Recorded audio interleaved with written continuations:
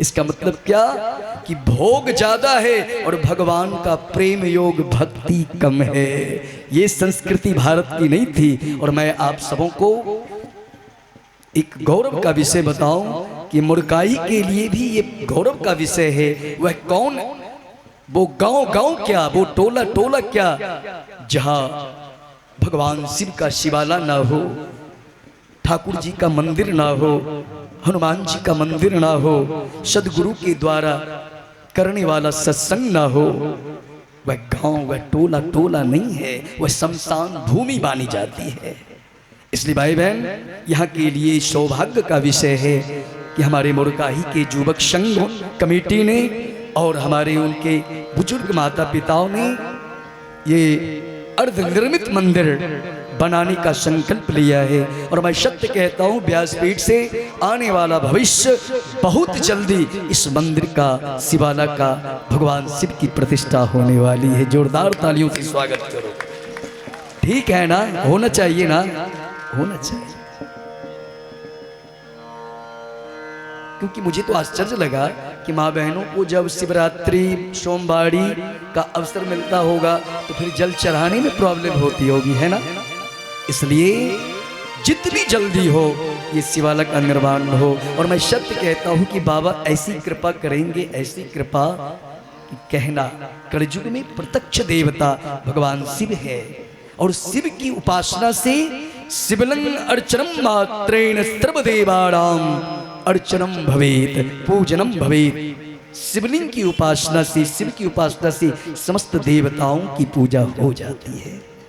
देखो हमारे सनातन धर्म में 5 देवता हैं, तो भगवान शिव के जो दोनों नेत्र हैं ये सूर्य और चंद्रमा है, तो सूर्य की भी पूजा हो गई। भगवान शिव जो है शिवलिंग के रूप में शिव है, और जो अर्घा है जलाधारी वो भगवती शक्ति है, कटी प्रदेश भवानी, तो भगवती की भी पूजा हो गई। और भगवान शिव के हृदय में कौन रहते? भगवान राम, भगवान कृष्ण, विष्णु, नारायण, तो नारायण कृष्ण की भी पूजा हो गई। कितने हो गए? सूर्य, शक्ति, विष्णु, नारायण और भवानी, सबकी पूजा हो गई, पंचदेवताओं की पूजा।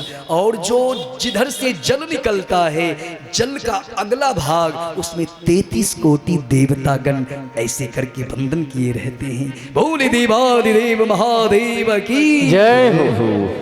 33 कोटि देवतागण। तुम त्रिभुवन गुरु वेद बखाना, आन जीव पावर क्या जाना। सत्यम शिवम सुंदरम, ईश्वर सत्य है, सत्य ही शिव है। शिव मने जब सत्य को धारण करेंगे तो कल्याण प्राप्त होगा। शिवदम कल्याणम ददाति इति शिव है, जो कल्याण प्रदान करे। तो ईश्वर सत्य है, सत्य ही शिव है, और जहां कल्याण होगा वहां सुंदर ही सुंदर है। इससे भाई बहन शिवाला होना चाहिए। शिवाला कितना भी आपको दुख जीवन में हो, अगर आप शिवाला जाना प्रारंभ कर दोगे और बाबा को दुखड़ा सुनाना प्रारंभ कर दोगे, बाबा बड़े दयालु हैं। इनके दरबार में भले बुरे सबके साथी, चढ़ती है बेल के पाती। देव दानव यक्ष किन्नर समस्त देवता, मानव दानव, पशु पक्षी, यहाँ तक कि जिस भूत को सब निगलेक्ट करता है, बाबा के पास भूत ने कहा हमको सब रिजेक्ट कर, कहा बेटा चिंता मत करो, महादेव तुमको एक्सेप्ट करता। बोले श्याम रामचंद्र की जय हो। और एक्सेप्ट करके भूत को स्वीकार किया, भूतनाथ बन गए। विषधर को कोई नहीं चाहता, जिधर देखो नाग मिल जाए तो डंडा मारता है। विषधर ने कहा बाबा प्लीज कहाँ जाए, कहा मत चिंता करो आओ। और भगवान नाग को स्वीकार करके गले में धारण किया। बोले नागेश्वर नागनाथ की जय हो, बोले वासुकी नाथ की जय हो। जहर को कोई नहीं पीना चाहता है, लेकिन सागर मंथन से जब विष निकला, सारे देवतागण असहाय हो गए। जहर की ज्वाला से सृष्टि ब्रह्मांड जलने लगा। सभी महादेव के पास पहुंचे। बाबा कहा क्या चाहते हो बेटा? कहा बस हम सोचते हैं कि रिटायरमेंट आप हो, आप मरियो जाइएगा तो चिंता नहीं है। कहा कहना क्या चाहते हो? कहा ये जहर आप पियो। कहा जहर मैं किस लिए? ये दुनिया की भलाई होगी। कहा अगर संसार का कल्याण हो तो मेरा नाम शिव है, वेलकम। और भगवान ने जहर पी गया राम नाम का उच्चारण करके, और जहर को पीकर भीतर नहीं कंठ पर धारण किया, जिससे भगवान शंकर का कंठ नीला पड़ गया। और नीला पड़ने के कारण भगवान शंकर का एक नाम, बोले नीलकंठ महादेव की जय हो। और विष को कंठ में और राम को हृदय में धारण किया। विष पलस राम, जीवन में परम विश्राम प्राप्त हो गया। इससे भाई बहन भगवान शंकर का शिवाला होना चाहिए जीवन में।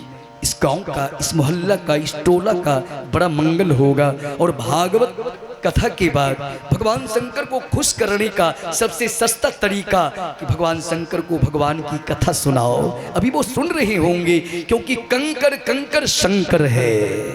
सृष्टि का एक एक कंकर शंकर ही है। सर्वम शिवमयम जगत, जैसे सिया राम में सब जग जाने, उसी तरह सर्वम शिवमयम जगत।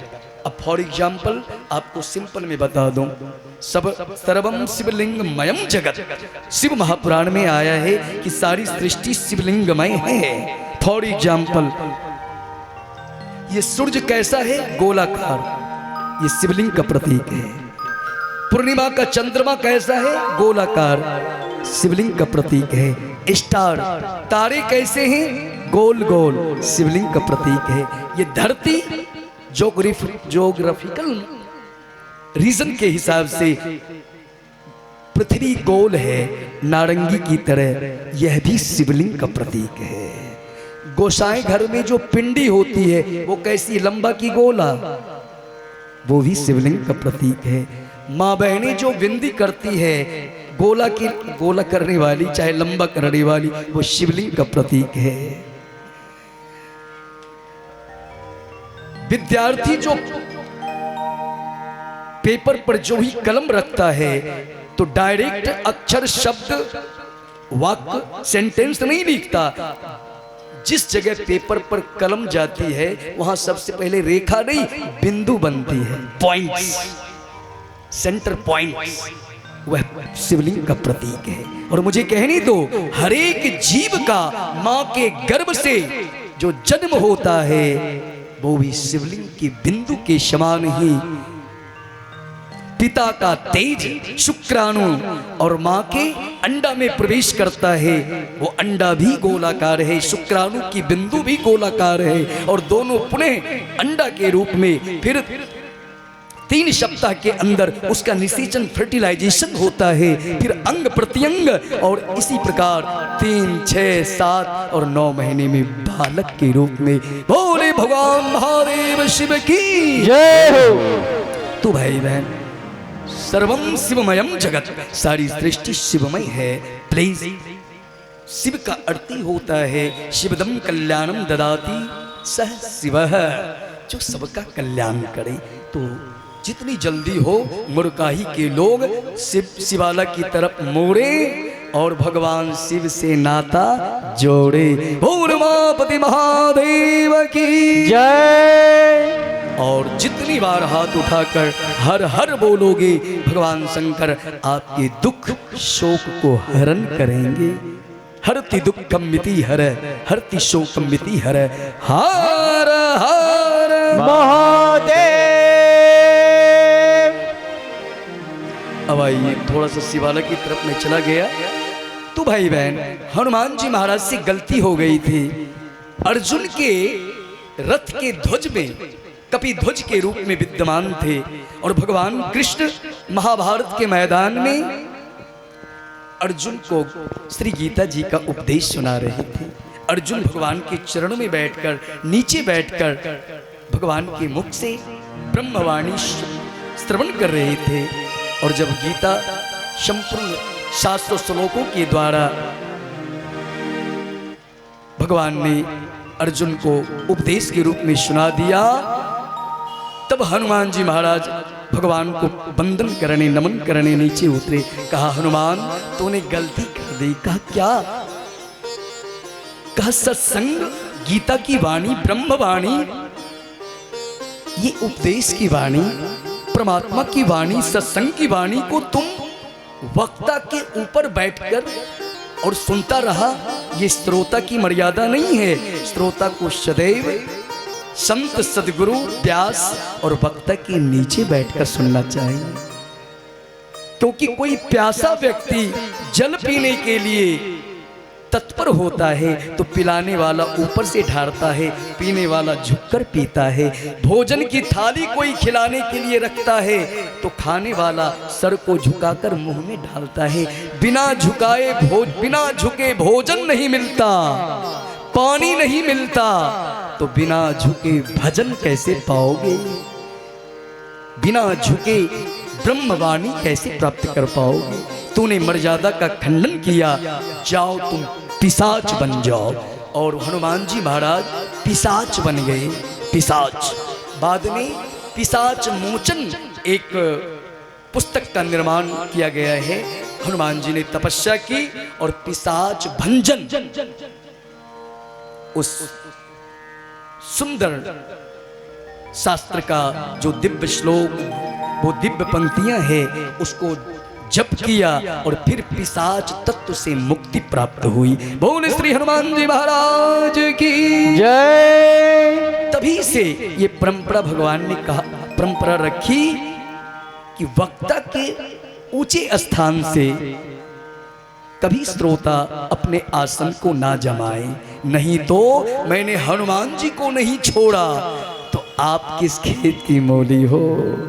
श्री राधे राधे गोविंद गोविंद राधे, श्री राधे राधे गोविंद गोविंद राधे, श्री राधे राधे गोविंद गोविंद राधे, श्री राधे राधे गोविंद गोविंद राधे, गोविंद राधे गोपाल राधे, गोविंद राधे गोपाल राधे, गोविंद राधे गोपाल राधे, गोविंद राधे गोपाल राधे, गोविंद राधे गोपाल राधे, गोविंद राधे गोपाल राधे,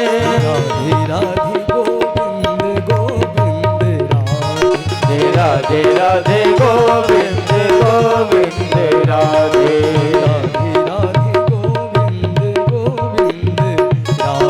राधे राधे गोविंद गोविंद राधे। बोल सच्चिदानंद भगवान की जय, बोल बाल कृष्णान की जय। हर हर हर महादेव। तू भाई बहन, हमारा शास्त्र, हमारी सनातन संस्कृति, हमारी सदगुरु, हमारे संत, हमारे सदग्रंथ हमारी जीवन शैली को सुधारने के लिए, हमारा कल्याण करने के लिए, हमारे जीवन में विकास और परम प्रेम प्रकाश, ज्ञान का प्रकाश लाने के लिए ये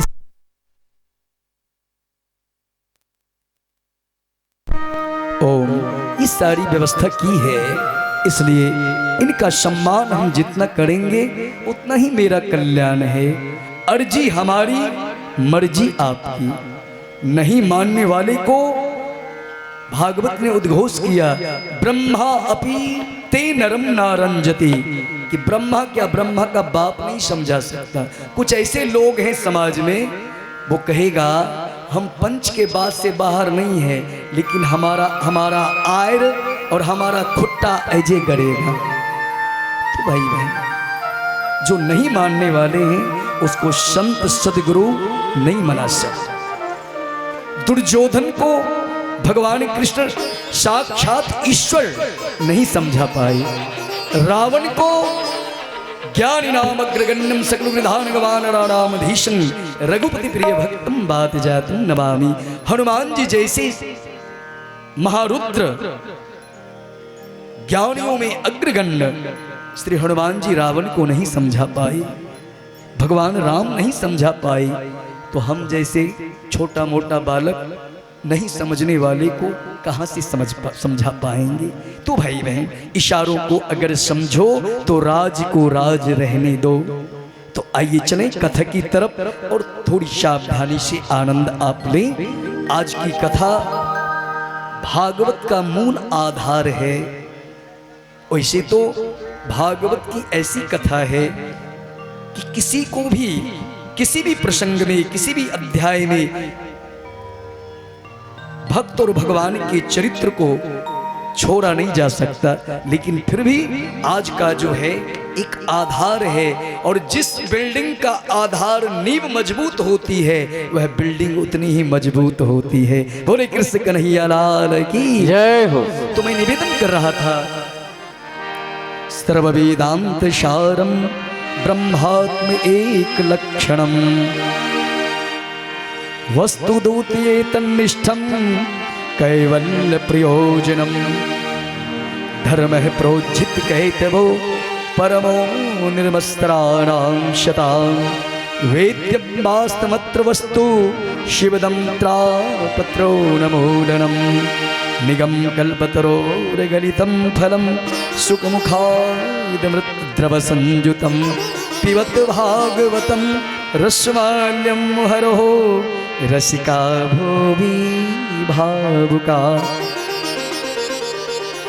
सूत जी महाराज शौनक आदि ऋषियों को 88,000 ऋषि मनीषी संतों के मध्य में, हे ऋषि गणों, हे ज्ञानी श्रोताओं, हे बुद्ध श्रोताओं, आप लोग धन्य हो। तीर्थ वर्णय विश्वविख्याता अति पुनीत साधक सिद्धिदाता बस ही जहां मुनि सिद्ध समाजा। ये कहा नैमिषारण्य की चर्चा रामचरितमानस में भी और भागवत में भी है, और 18 पुराणों की जो कथा है उन सारी कथाओं में नैमिषारण्य की चर्चा है। जैसे प्रयागराज की चर्चा होती है, तीर्थ वर्णय विश्वविख्याता अति पुनीत साधक सिद्धिदाता, परम पावन परम प्रशांत भूमि साधक सिद्ध सुजान और भगवान के प्रेमियों को परम आनंद देने वाला, परम ज्ञान प्रकाश देने वाला ये नैमिषारण्य तीर्थ है। बस ही जहां मुनि सिद्ध समाजा। देखो तीर्थों का वर मने दुल्हा, तीर्थों का जो दुल्हा है, पति है, वो नैमिषारण्य है, और तीर्थों का जो राजा है तीर्थराज प्रयाग। बोले प्रयागराज तीर्थ की जय हो। प्रयाग को राज कहा गया, यानी प्रयाग राजा है, और तीर्थों के जो गुरु हैं वो पुष्कर राज, वो तीर्थ गुरु माना गया है। और वृंदावन सारे तीर्थ प्रयागराज को कर देने आते हैं, लेकिन वृंदावन नहीं आते। तो वृंदावन के बारे में प्रयागराज शिकायत करने गए कि मुझे सारी दुनिया संगम के नाम से जानी जाती है, गंगा जमुना सरस्वती का संगम मुझ में होता है, और सारी दुनिया गाती है प्रथम यज्ञ भूखंड धरा पे, प्रथम यज्ञ भूखंड धरा पे आज का आगाज है पावन संगम की धरती, ये प्रयागराज है पावन संगम की धरती, ये प्रयागराज है। प्रखंड यज्ञ भूखंड धरा पे आज का आगाज है, प्रथम यज्ञ भूखंड धरा पे आज का आगाज है पावन संगम की धरती, ये प्रयागराज है पावन संगम की धरती, ये प्रयागराज है। ये पावन संगम की धरती, ये प्रयागराज है। प्रयाग की जय।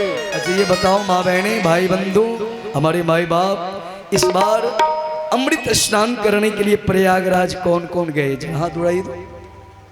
अरे क्या बात है, पूरे मुरकाही में इतने 10-5 आदमी गए हैं। अरे झूठो उठा लो, हमारी छाती ठंडी हो जाएगी।